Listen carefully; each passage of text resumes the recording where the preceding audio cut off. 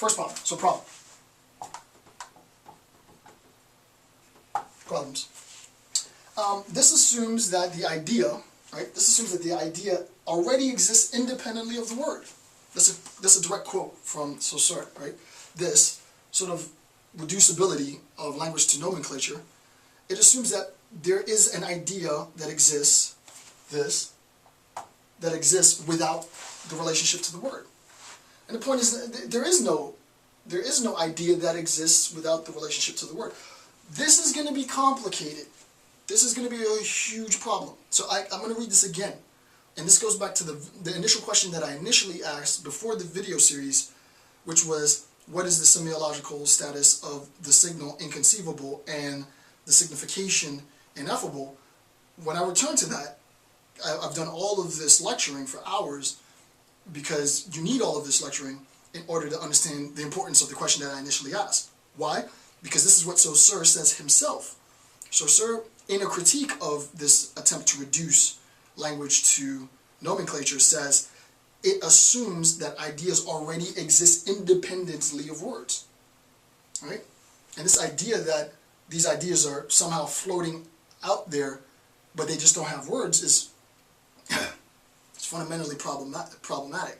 It's a huge problem. It's not a minor problem, it's a huge problem, and we have to reject it if we're going to build our linguistic system in an attempt to analyze language as object. Okay, so that's the first problem, right? And we'll put independent existent. I-N-D-E-P-E-N.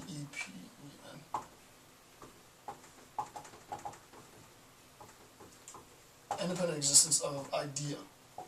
Number two, the second point is that it fails to differentiate, right? It fails to differentiate the sign from the sound or the concept. For example, the differentiation of man as an utterance of speech, man as sound, and man as the concept of being, right?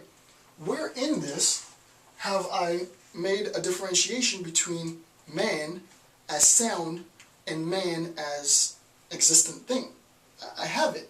I've already assumed if this thing exists independently to ideas, right? If it exists independently, is this independent existence of ideas? If the idea exists independent to sounds that are associated with it, then how could I ever?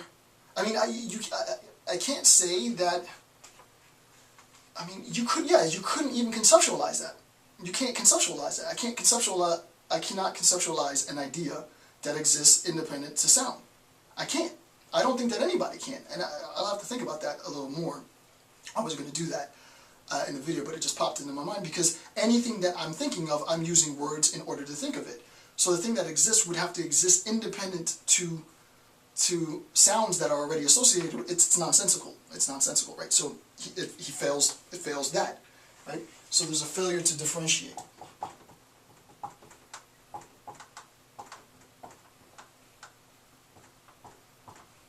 Okay? And then lastly, the problem for this attempt to reduce language to nomenclature assumes that the connection between the name and the object is simple, right? And this is the fundamental problem. You're going to be so surprised at how much time is going to be spent on just describing what the component parts of the sign are and what each of those component parts represents within the system of language. It's anything but simple.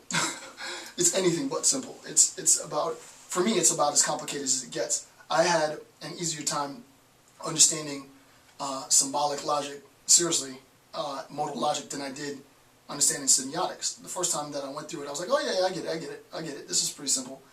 And then you start to sort of analyze the function and the meaning, the significance of semiotics in some of the social problems that we have. And that's what I'm interested in.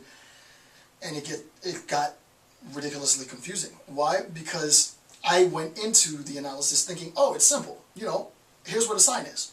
Here's what meaning is. Here's what value is. It's not that difficult. What we have to recognize is that we're not talking about sign as understood in an English context, or sign as understood in a German context, or sign as understood in a Portuguese context. We're talking about sign as the condition of any language that you want to speak at all. it does, and that's the important point, right?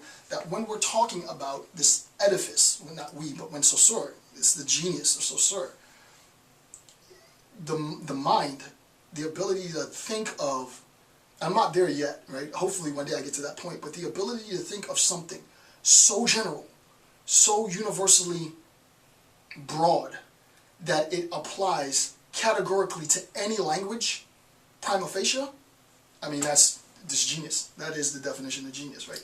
So what Saussure was able to do is recognize that it's not simple, right? So the third problem is assumption that relationship is simple.